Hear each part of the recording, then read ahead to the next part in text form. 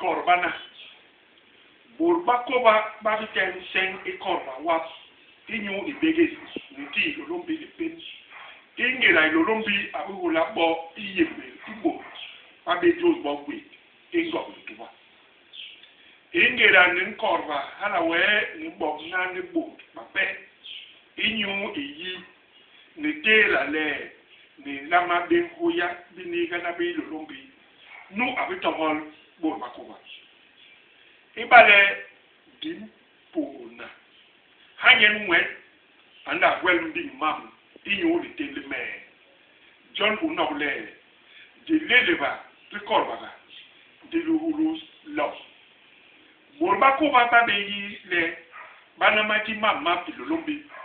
inyo le yom yo ina binye John man be alama hawol lolombi ne bi lobin sang yigi kes